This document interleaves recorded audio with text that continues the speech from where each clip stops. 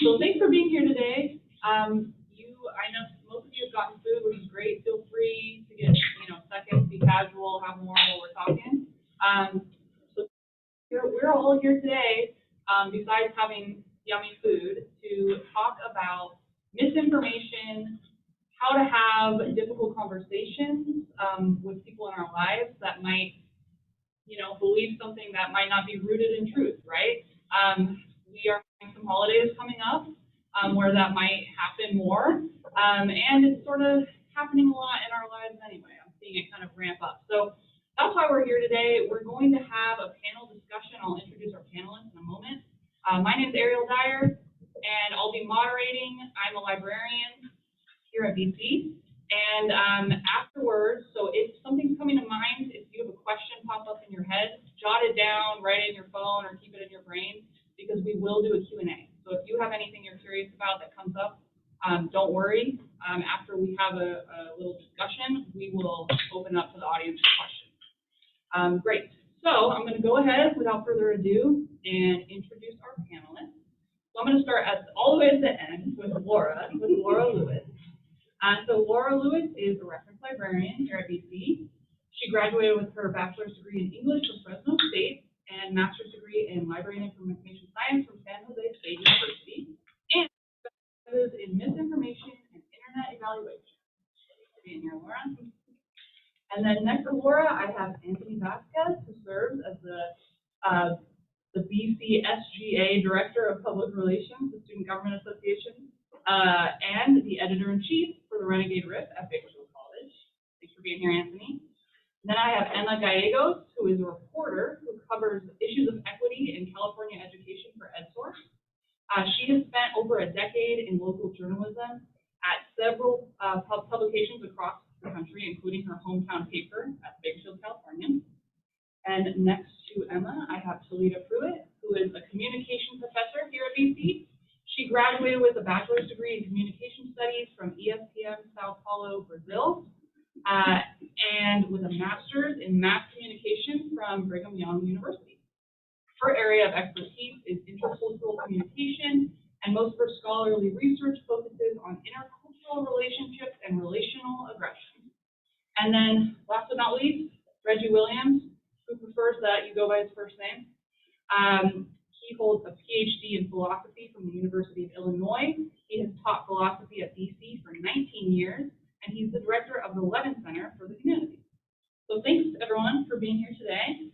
I am going to start our panel with kind of an overarching, broad question about communication, because we have a communication expert in the room.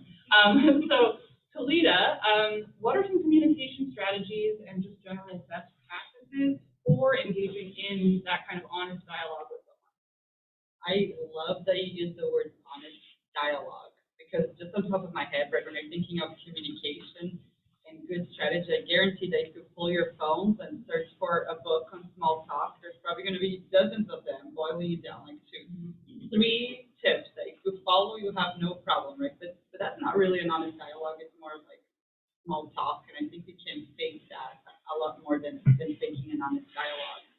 I think it may sound simple, but perhaps the most important thing to really engage in honest dialogue is really come in with an open mind, with the intent of having a conversation with one another. I think, as you mentioned earlier, so often nowadays, because of confirmation bias, right, we just want to engage in conversations with people who think just like we do.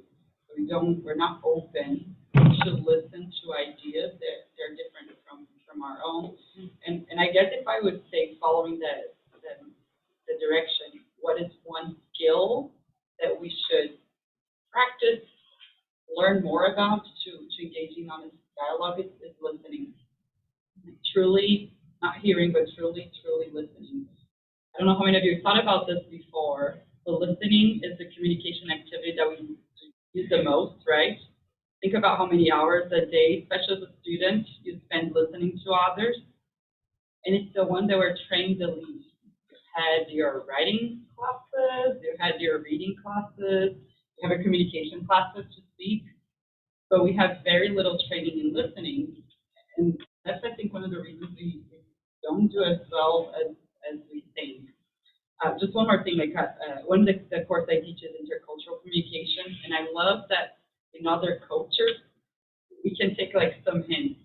In Japanese culture, for example, they have this idea, something called ma, like blank space, that when you're in a conversation, you actually fully listen to someone else before you're trying to respond. In our culture, we're usually thinking about where you're going to respond, right? Especially if it's a conversation that would feel there's antagonism.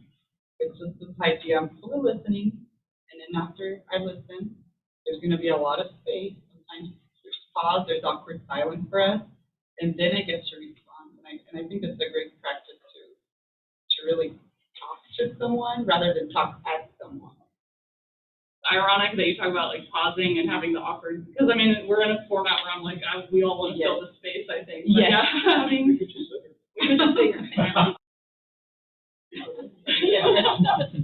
No, that's a great point.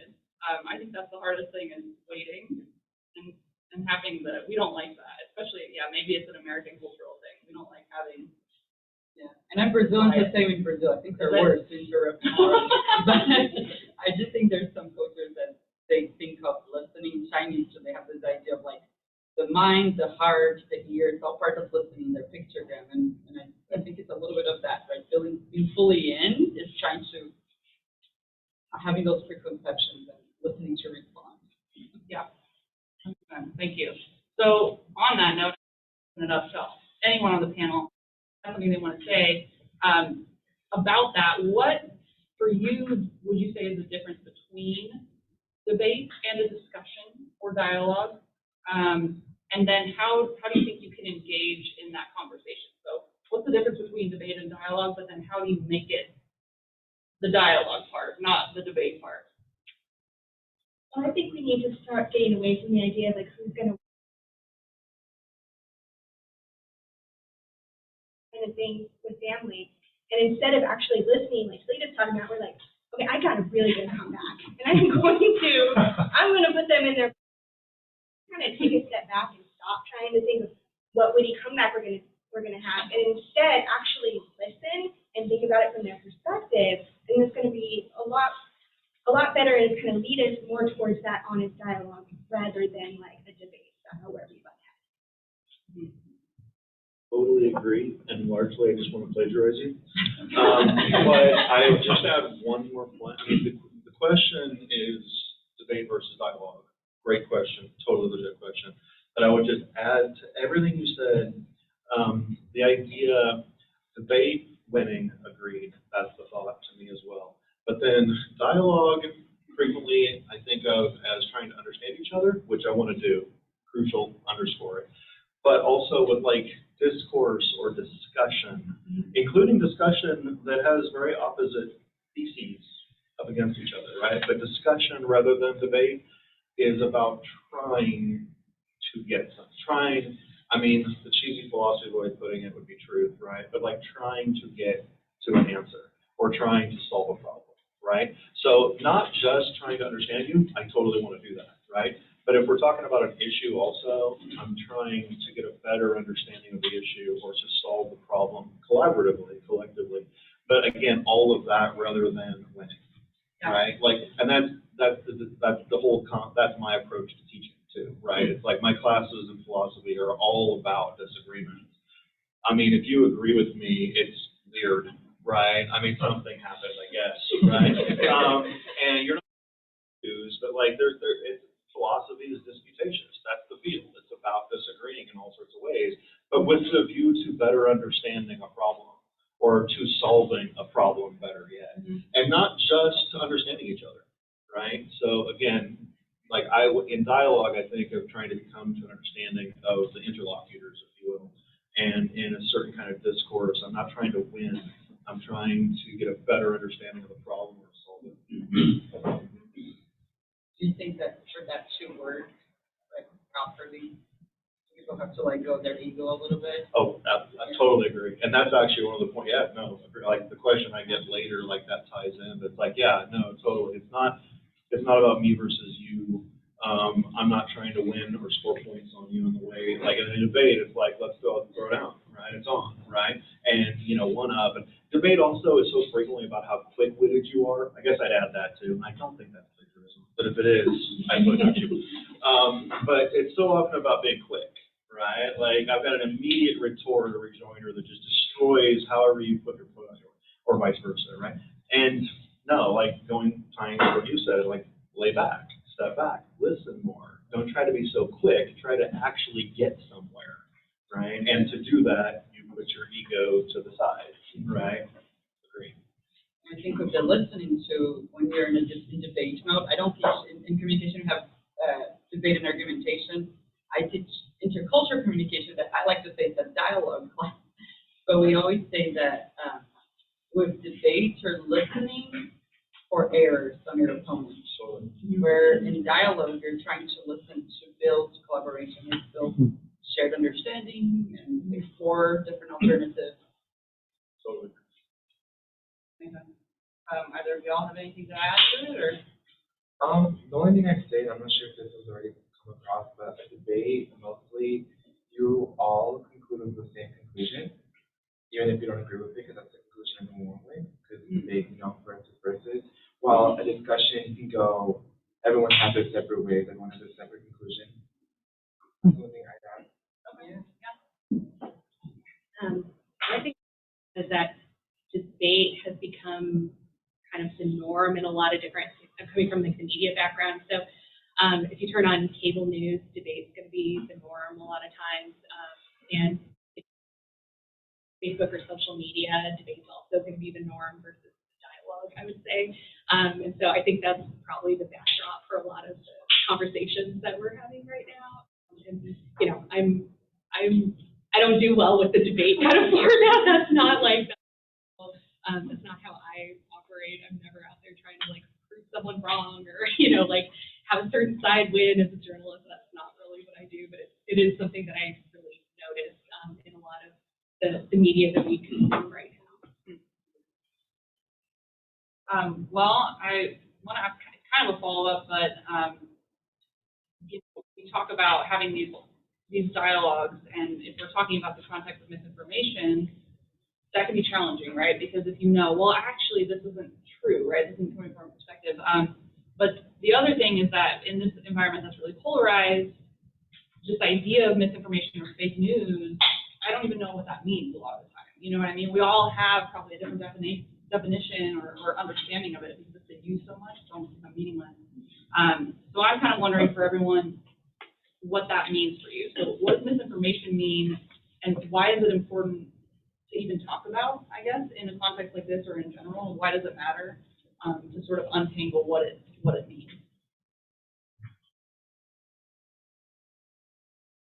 Sorry, but no, you go. I wanted to first. All right, quick comment, and then if you want to go, you're on. That's largely how I interpreted the question you gave me, so I don't know if you intended that way or not. And if you do, then I have a lot on it. I mean, not like I'm going to wax on all day, but that's kind of like what these notes are. But if you want it to be more broad, like I don't want to like go and take over.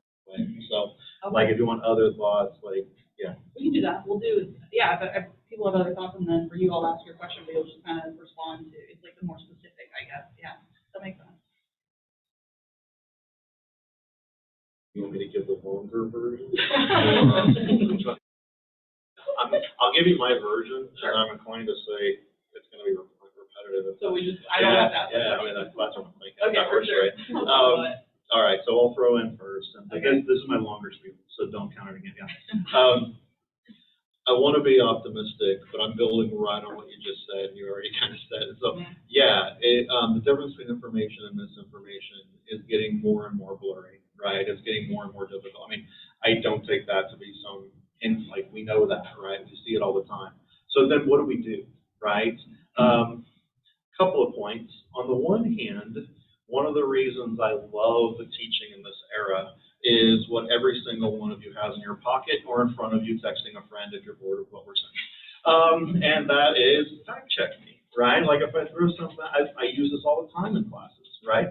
And now, of course, your fact checking is only going to be as good as the critical thinking skills that are going into assessing sources, which is a whole different issue that I'm going to be terrible and not talk about. But we can talk about it more if you want to, but that's like a whole course kind of thing, right?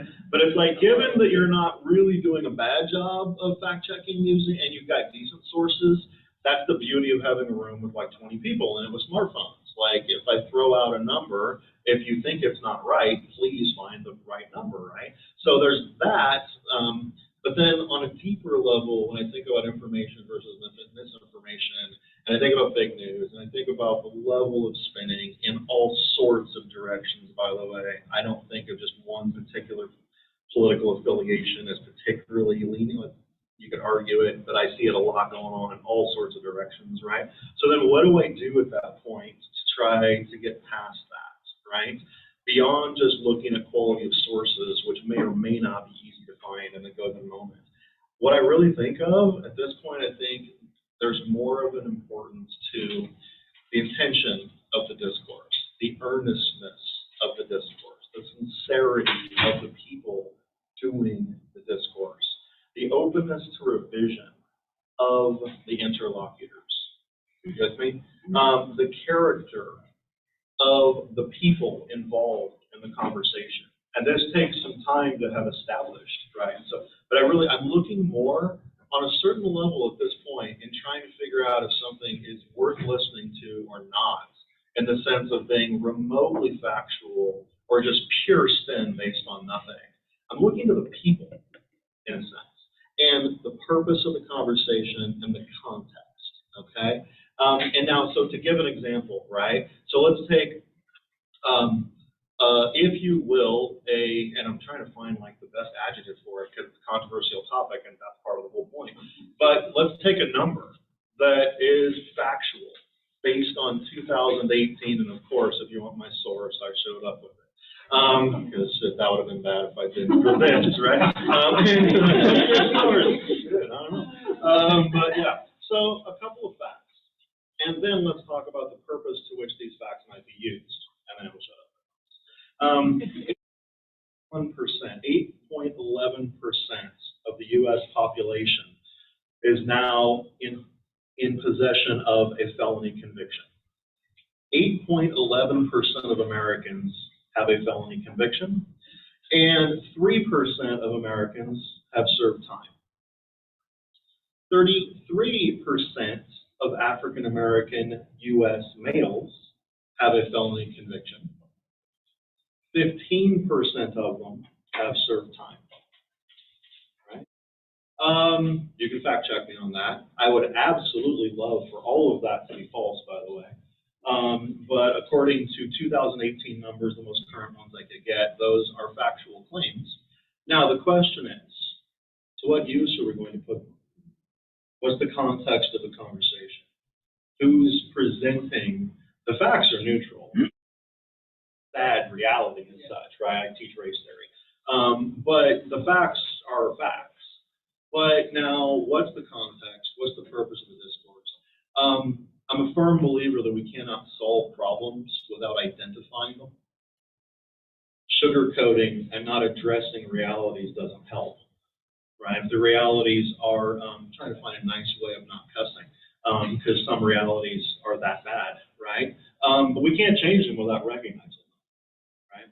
On the other hand, you could imagine someone using those numbers to argue that some people are more violent than others, some people are more intrinsically criminal than others, whatever that would even mean, given social construction of crime.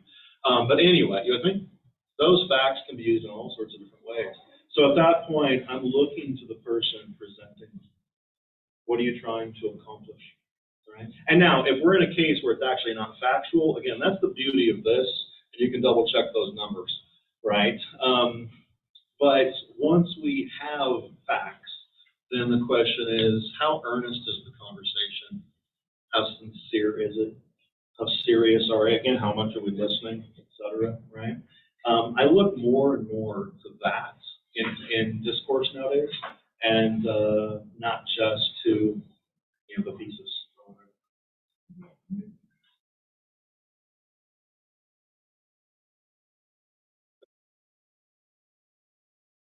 Prison Legal News, 2008, June.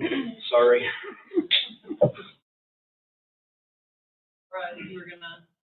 It's just gonna, yeah, it's definitely gonna blend into my question. Okay. But I think it goes, because like you were talking about, like, we can agree on the facts. A lot of times, we can't agree on the facts. And I think where that comes from is it comes from like that the whole concept of authority has really deteriorated. So we used to kind of all agree like, okay, well, a doctor is going to be an authority figure. A scientist is going to be an authority figure. But kind of now, it's like anyone who has a Twitter account is an authority figure, unfortunately. On who we think is more authoritative, who is giving us that information, so that when we get stats like that, I have situations where someone in my life is like, well, that's fake news, because I don't agree with those stats. That's not true. And so the problem with that is how can you actually have an honest dialogue with someone when you can't agree on at least the facts, right? And we're going to have differences in how we come to the facts, like what Reggie was saying, but if we can't agree on it, then where are we, right? And I think that, when I think of it really largely, I think about that. And then I also think about that the whole idea of the term fake news has just become completely distorted. I use the word fake news in my workshop title, by the way. But as I've come to realize, I don't like the word fake news anymore. Because when people think fake news, they think, oh, well, yeah, you know, they disagree with me, they're fake news. Everything is fake news. Lost all meaning. So in my workshops, I kind of say like, okay, we need to focus on things like misinformation and disinformation. There's a wide breadth in terms of accidentally putting false information out and purposely putting false information out to hurt someone, to make money and things like that. But we kind of often lose that complexity when we use this term. To what you're saying, it's funny you say that, how much the meaning has been diluted, I guess, if you will.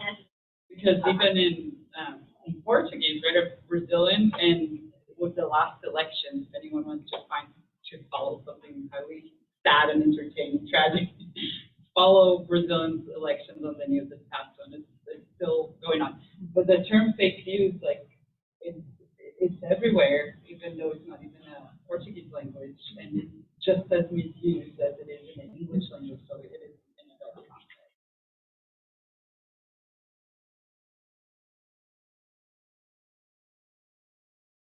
But, and the next question, I do have some strategies. It's sad joke, but. You're all sad now. Goodbye. Have a good day. Don't blame me. I'm a nice person. I'm trying to get somewhere.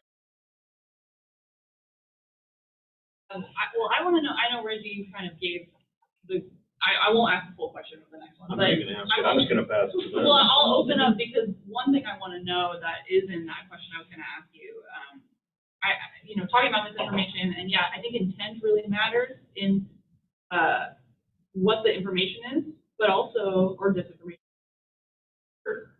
thing is coming to your brain that you have to process, right? But also, yeah, the intent, like trying to understand the intent of the person you're engaging with is important.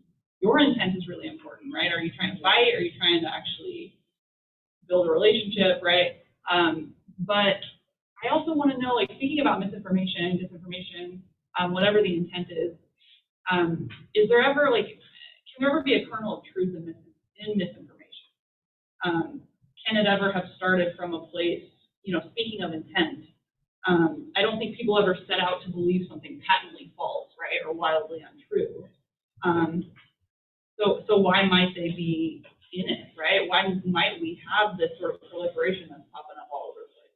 That's where I get at the earnestness of it. And it kind of folds back to some of the other questions. But like when I'm having a conversation with somebody who clearly is denying certain facts, or I quickly get a sense whether someone is sincere in the conversation. Like, oh, for sure. And if it's not sincere, right, then I'm done. And or I'm on the clock, in which case, cool, I'll keep going because I'm trying to help people there. But if you catch me at the mall and the conversation is not sincere, I'm going to a different store. You know what I mean? So on that level, we can be totally misinformed about something, but earnest, and I think a lot from there, right? And then also, absolutely, I think comedy and and satire are two of the most important modes of discourse, honestly. And frequently, I mean, satire is pretty much intrinsically that concept, right? Yeah. I'm going to completely push something in some weird place that's not literal at all to get you thinking about how weird this is so that you get a truth out of it, right? And then comedy frequently uses that too. So, no, I think, I would say yes, you can, but it's got to be, again, used in a certain kind of way and sincere and that sort of thing. And it's not just point scoring and trying to win. Like, if you're just trying to win on me, full respect, but I'm with you, like that, I can do it, I don't want to, right? That's not my case either. Your question just made me think of a book that I read that was really interesting. It's called Anna Merlin's Republic of Lies, and she talks about fixation with conspiracy. That's really interesting, and she talks about that the kind of emotional core to misinformation, and and some of it being kind of understandable. So, if you think about people of color being subjected to all sorts of crazy tests by the medical establishment, so maybe they don't feel like they really believe in certain kind of medicines, or and so you're like, I understand that, and so there might be, and I actually do feel like sometimes that is the case for some misinformation. If not the people peddling it, then at least some of the people who believe it, that they maybe feel in their life that someone's against them, for getting into conspiracy. And so there is a part of me that's like, I think if you have someone in your life who is like really into that, maybe sometimes like trying to understand them a bit, because sometimes like you just bringing up facts isn't enough. That's just something from my own personal life. Because as a journalist, I traffic in facts, and I do my best for that, but I do know that emotions, life experience, all that can be a piece of why you believe in something that isn't true, right? Yeah, which is tough. That's a great one. Yeah. Well, Laura, you promised us practical strategies, so let me ask you, what are some practical strategies for coming alongside loved ones who have done their own research and that's led them to research? Yes. 2 quotes, 1 quote. Do your own no quote. research. Yes. And so first of all, I want to say, like, the whole idea of do your own research, as a librarian, I'm like, yes, everybody do your own research, please, that's great, that's what I want to do. But I've also kind of seen the whole idea of do your own research has kind of become, do your own research and find something that agrees with you, or that you agree with. And so we want to get away from confirmation bias, and it's really hard because social media, the sites that we go on, they all have algorithms that love to kind of like show us what they think we want to see. And so we kind of get stuck in this bubble where we're constantly seeing the things that we agree with. And so we don't see those outside perspectives. So when it comes to having these conversations, it's already been stated here, but I can't say enough how important actually listening is and trying to see it from their perspective as well. Even if you're like, oh no, that doesn't sound right. And one, instead of saying the first thing that comes to mind, don't, because it's probably not going to be the best thing. Take a deep breath, calm down, and come up with something better. Your first thing that you're going to say is not something you probably should. And I know that from personal experience. Even more important than the great fact-checking sites that you're using and things like that, how you frame what you're talking about to that person. If you immediately start shaming them and say, what are you doing? That's obviously false. They're not going to listen to a word you just said, right? Because they're immediately going to like put up their walls. Okay, this is upsetting. I'm not going to listen to anything. And so by framing it in a way, like simple, oh, you know what? I heard that before. But, I was curious, so I did some research, and I actually found out that wasn't true. Would you be okay if I sent you some of the links that I found when I did research? Simply by you're immediately putting kind of it in their court. You're not showing them a bunch of statistics on your phone, like, see? You're giving them the time and the respect, okay, take a look at it when you have the time, when you can actually process this. And I think going I would also say be careful what sources you're actually sending them as well. So you want to make sure you vet your facts. Also, don't go link crazy. Don't say, look, I searched all over online and I found 5 different checking sites that all say that you're wrong. Here they are. Because if you put more than 2, they're going to be overwhelmed. They're not going to. So be careful, be choosy in what you're sending. There's more here. Oh, yeah. And just going back to, I think the most important one is kind of putting that ball in their court instead of just kind of overwhelming them with information. Okay, so those are the strategies. How was that? That's good, that's useful. Well, now that we've talked about strategies, I do want to hear from everyone kind of, if you have stories that you care to share, of like a time it went well that you did this, or a time it went poorly. We can learn from our mistakes as well. And those sometimes are more fun stories anyway. So if anyone would like to share, I'd love to know when you did talk to a loved one about this information, how it went. I was actually going to go off what Laura said and what you said, Reggie, that when I'm at school, like we wear different hats, right? So as a teacher, I feel like it's more of my job to clarify misinformation than when I'm in interpersonal situations like holiday gatherings. So I kind of pick my battles on family situations because I can picture several family members or I'm already anticipating. Yeah. But I'll give you an example. I'm actually not as bad as my husband. Like I have to prep him before we go to family gatherings. I would say like, stay on neutral topics, sports and film. And I remember one time, well, and those topics are not that neutral nowadays, right? Not at all. And I remember one time, talking to a Brazilian world cover, talking to the person really. I know, that's what I said. But anyway, the conversation got into Moana. What can be more harmless than Moana, right? Well, he wasn't. Because Moana to be, someone talked about how they hated how Disney was all this male hating stories and anyway, so I don't think there is such a thing as neutral topics anymore, but I do think we can pick our battles. And from a communication perspective, I love there's a model by two scholars named Thomas and Kilman on conflict management strategy. And the model you probably all heard about because it's the compromising, avoiding, right? All those strategies where we tend to think as collaborating and compromising is good conflict management styles, right? They're trying to work with others. But in reality, that's a toolkit, right? There are conflict situations where maybe the relationship, right? And that, or maybe just the conflict clarifying is just not worth your time simply. That avoiding might be leading, just leading on things.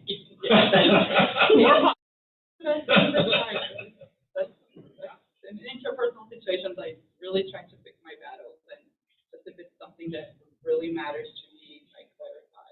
Otherwise, I might need time. Yeah.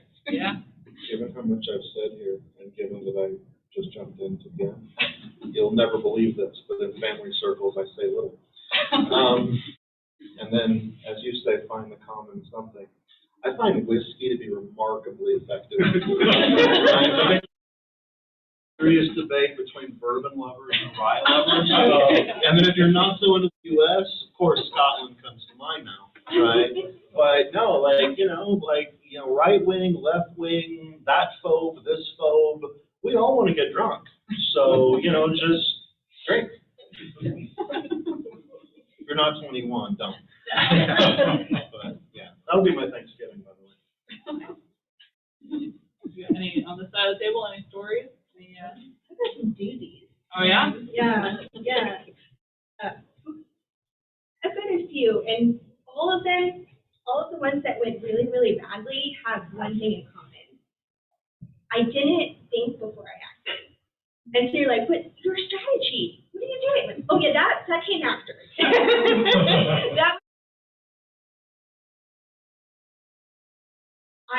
I'm the same where I get really quiet at family gatherings. It's what I have the problem with is on social media. That's where I have the problem. And I hit that comment button before I'm like, wait, what am I doing? What am I doing here? So what ends up happening is, so for example,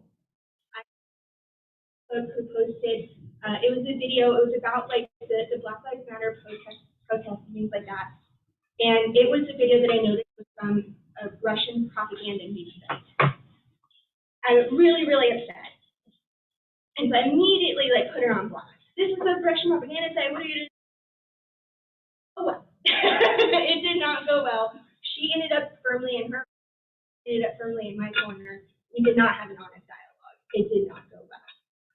I did learn from that, and so I have had some positive online interactions where instead of actually putting a comment on the post, I actually sent her like a private message.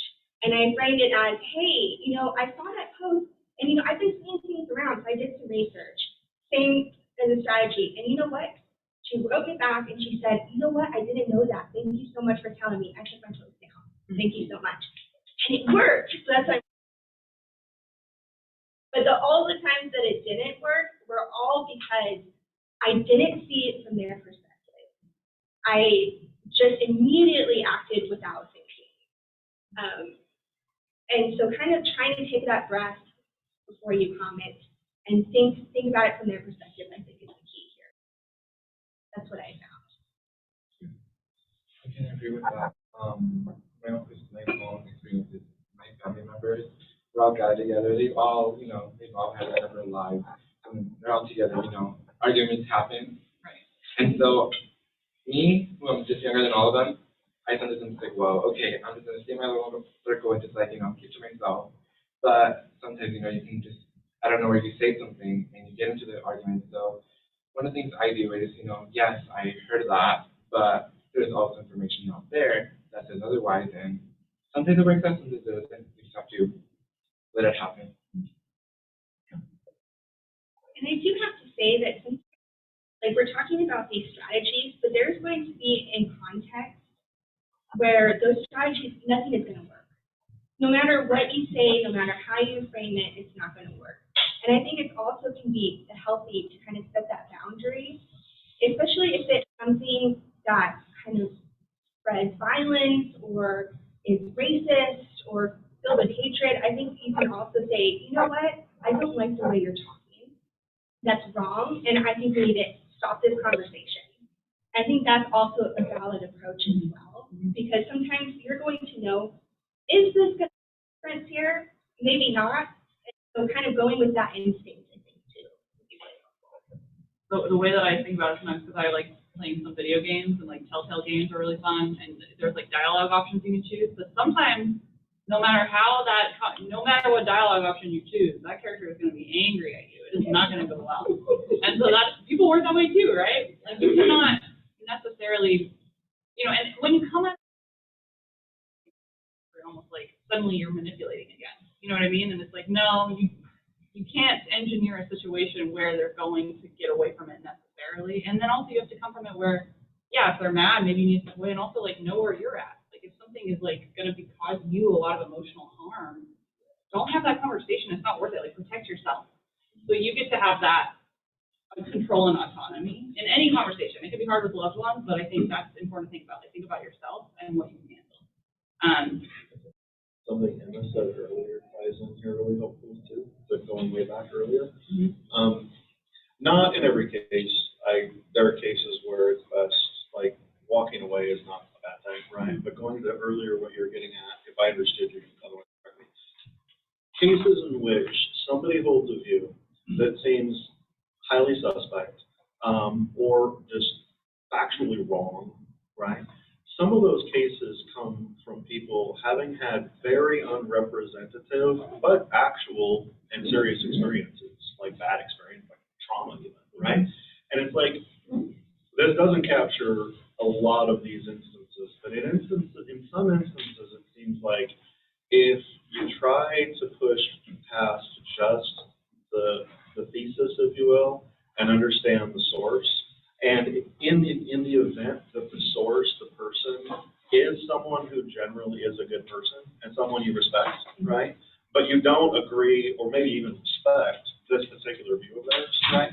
But if you can dig just enough to get a sense that, oh, okay, so this person did in fact have a really bad experience that was really an outlier experience, but it completely shapes the way they're thinking about this, right? And you still respect them. I mean, you're not agreeing. The point isn't that you have to agree with their thesis. The point isn't that you should endorse it, right? But if there's some basis for respecting the other person and you can find it, and especially, you know, his family and all of that.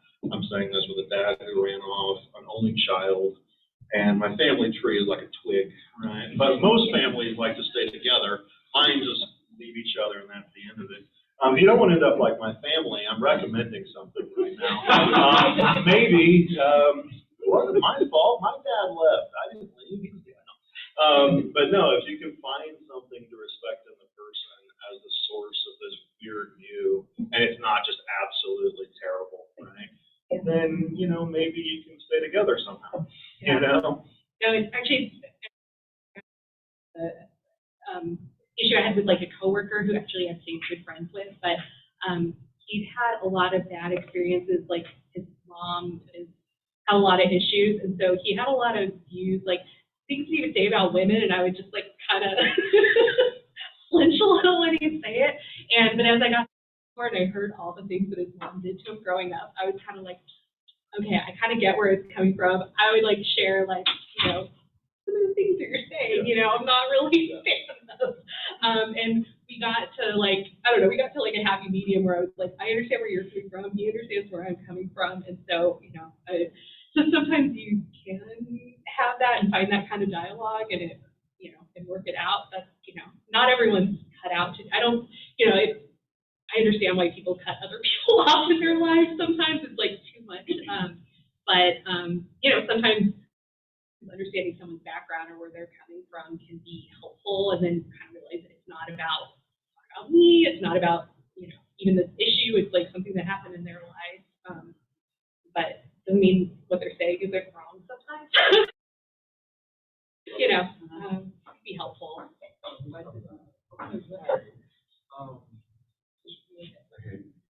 My family, they all come from a household that was really religious. And so now that they've all had separate lives, some of them aren't religious anymore. They've let that go. And so that turned into a whole argument with every one of them. But from them knowing where they come from, because, you know, they all grew up together, they all respect each other now, even though they don't all agree with each other. They found that line where they can. Mm-hmm. So I think that's interesting, and I can agree with that. But there is a line to come from and understand what people, you know, where they stand.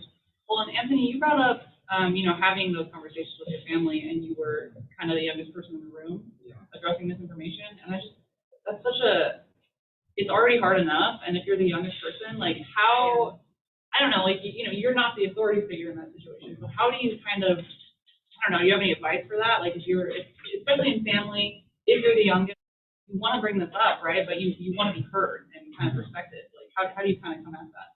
I think one of the most important things is respect. Even if you don't agree with where they're coming from, you can just understand and acknowledge that.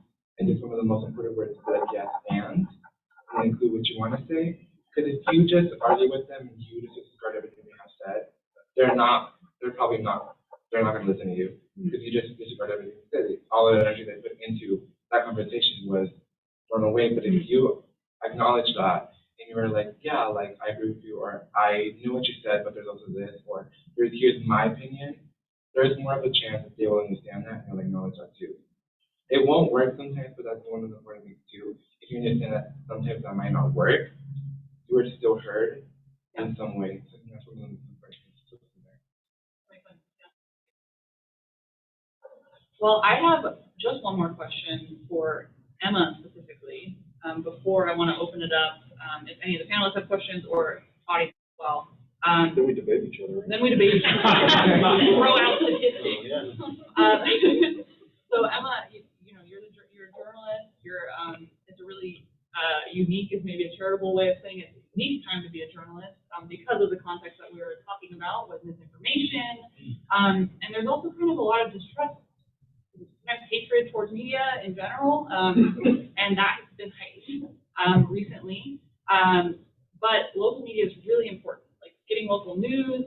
It's under threat in a lot of communities, and Bakersfield's no exception. You know, we lose a lot of local journalists. We lose that source of getting those stories out there. And often people kind of lump in national media and local media together. You're just the enemy if you are a journalist or in that sphere. So how do you deal with that? You know, have you ever had conversations about that? And what would you want to say on that note about the importance of local news? Yeah. I mean, one thing that I'll say is, you know, because I see what's happening everywhere, and for some reason I feel like we've gotten lucky in Bakersfield, and for the most part, I don't know, the community hasn't really turned against us for anything, you know. Fresno B, there was really a moment where there was like a concerted effort against, I think it was particularly Devin Nunes was like, I think sending booklets to everyone in the community just about, you know, coming out against the Fresno B, and there was a lot of like, it was very contentious. And so I was just like, oh, that's not far away, you know, you just think, oh God, knock on wood. And so I do feel lucky, even when I would go to like some kind of event or rally where, you know, people are complaining about the media, people still are very respectful towards, you know, the Californian, and I was like, this feels very lucky. And so, you know, and so I'm just like, you know, you want to maintain that, you know, it's like, it's good when people are still reading you, they still trust you.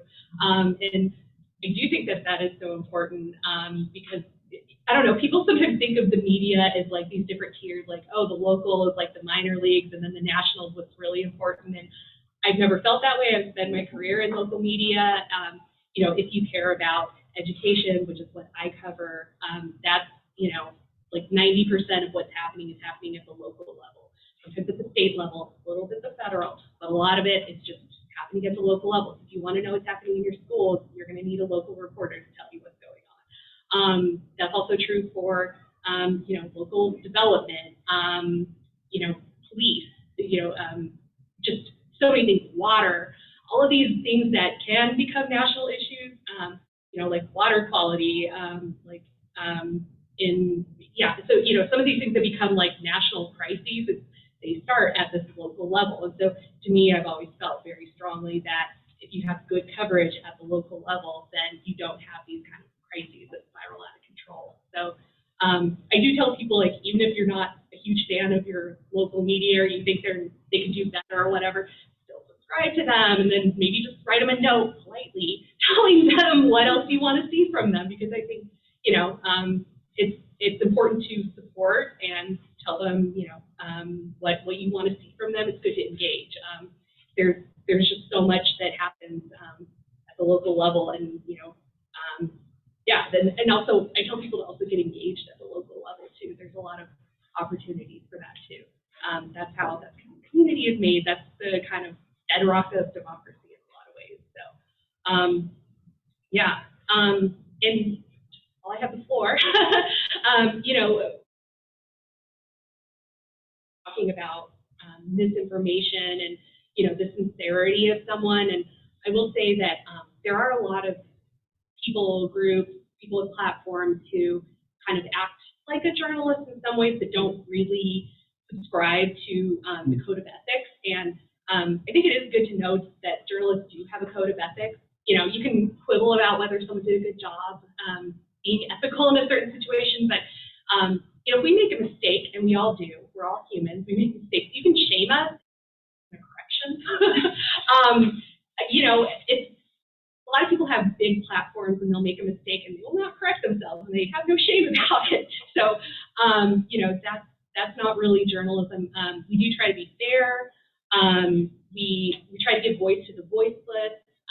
If you ever are curious about the code of ethics, you can look on the Society of Professional Journalists. Has a great code of ethics that you can read about. We never pay anyone for, you know, we don't pay sources. TMZ does, we don't.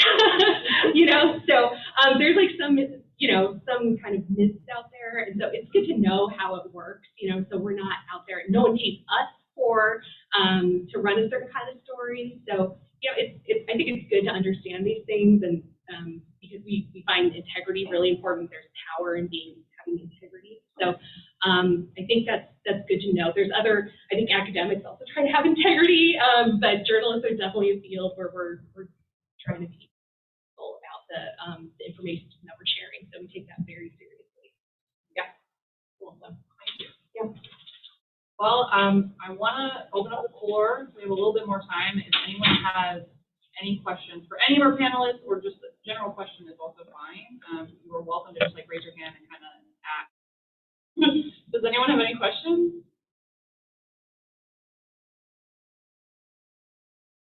We will also accept bourbon. This is the part where we get to sit in silence. You like my first bourbon joke. Now you're not laughing. I thought you'd offer me some whiskey. Left if it's last. Next time. Yeah. When the roll, yes, All right, yeah, we're gonna. Does anyone have a good story to share with about misinformation? Thanksgiving nightmare story. What's the most screwed up thing that's happened over your Yeah, table? let's hear it. Does your family fight over vegan and non-vegan options? In Bakersfield, that's a fun one. Any vegetarians or vegans in the house, and you get in that awkward conversation. I mean, I call Thanksgiving sometimes Dead Bird Day. Like next Wednesday, I'm going to tell my students Happy Dead Bird Day. And I'm a meat eater, but I'm going to remind them what they're eating, right? So yeah, I don't know. It's always awkward when someone tries to get the vegans to eat a dead bird. Start with that. No? Are we all meat eaters? It is Bakersfield. Everybody in here kills birds. I don't think that's up for debate.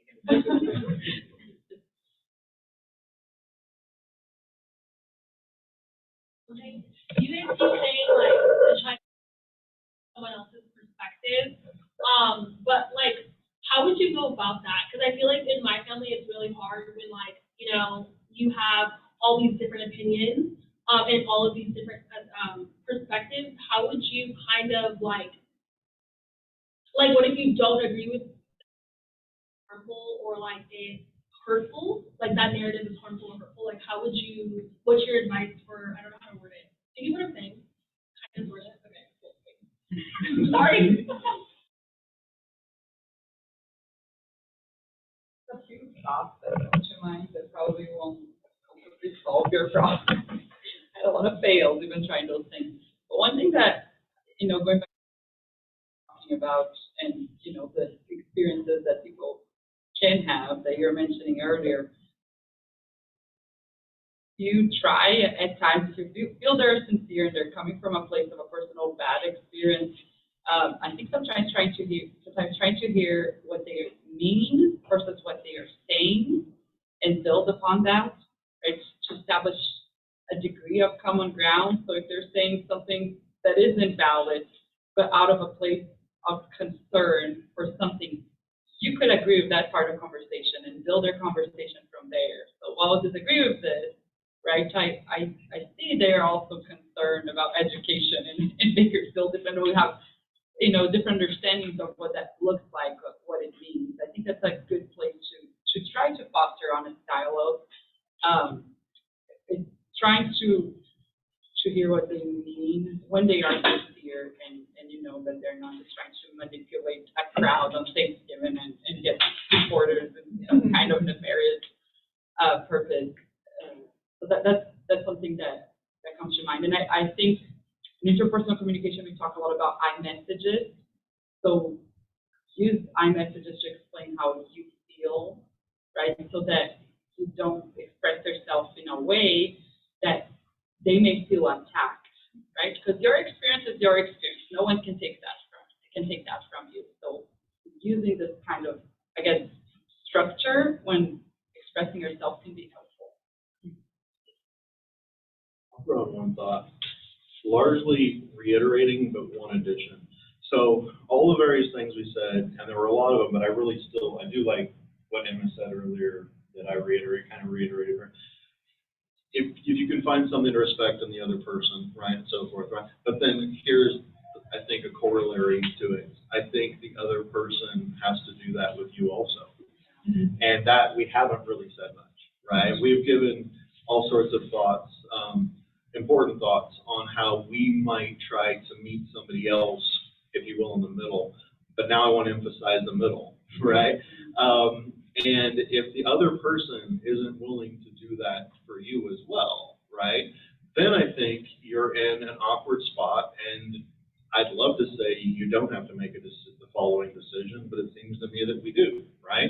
And that decision is like, I've gone out of my way to meet this person in some sort of respectful, middle-ish grounds, and if they can't extend the same courtesy to me, then of course the question is, does this, I mean, I guess the nice version is, does this particular interaction continue?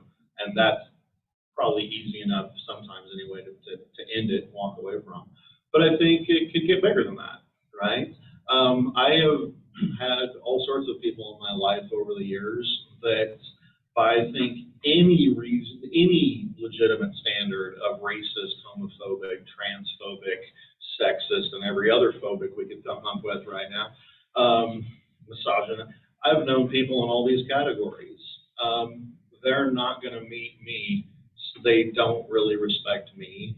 And goodbye, right? Now, again, with family, that can be really hard, right? Sometimes goodbye is not forever. Sometimes people change over time and they just need some distance and they need some time. And then they realize that, okay, that wasn't cool the way they treated you on whatever grounds, yeah? And then awesome, cool, then let's rekindle it, right? But sometimes that doesn't work out that way, and we've got to decide what we're comfortable with. Another point Emma got at earlier, I liked everybody, but I just happened to be piggybacking on you a couple times. But the workplace, you know, like after we talked family, you brought it to the workplace, and the crazy guy with the possibly crazy mom or something. That's possibly a tougher context for me than family, quite honestly. I love my mom, and the rest of them, don't show them the video. Anyway, but the workplace, it's like, well, you know, we're here, and tenure is a beautiful thing, and I'm here for students, not for colleagues. And I don't mean campus-wide, you know. I want to work with everybody, but some of us are going to like each other more than others. That's fine. Welcome to life. Sometimes you got to move your office down the hall. Sometimes you don't really hang out with that person. You know, if they don't extend that to you, then you have to decide your terms. And I think that's worth stating. Right? You're doing a lot of work. We're giving you a big homework assignment. Find a way to put up with that crazy relative. And great, do it. If that crazy relative won't try to put up with you, pass me the bourbon. Got to get out of here. One thing too I want to add to your question is screaming people coming up the stairs. Do everything we've said not to do. I went to college. I had an internship. I was an interfaith chaplain at a hospital, at a general hospital, and I learned a lot about talking to people. And one of the best things I learned was reflective listening. And so that's a strategy you can use in your day-to-day life, and it's definitely something you can use when someone says something that kind of really takes you aback. And it takes me where then I'm just actually processing what they're saying and reflecting it back. So if someone says something, you can say, oh, it sounds like you maybe are, it's like when you said transphobia, homophobia, whatever, that's fear, right? So a lot of times with misinformation, and it can come from a place of fear, right? And so sometimes for me, like correcting is the wrong word for what we're getting at here, but teaching someone to sort of the opposite, right? Like some sort of love, right? Like an issue that comes up is homelessness in Bakersfield. And for me, it's like, you might be afraid of this, but like they're people, and we need to remember that these people you're talking about are people. So reorienting from that fear to sharing your perspective is more caring. Any other to wrap up? If you have other questions, you can ask. You know, you can bug our panelists, you can grab them before they leave. But I definitely want to thank all of our panelists. Thank you so much for being here. It was great to have a conversation with you. Thank you for everyone who was here hanging out.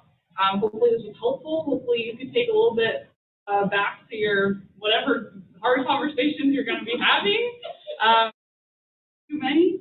And thanks so much. So thanks for coming. And take pizza and pie to your friends and family that you need to have difficult conversations. All right, that's it.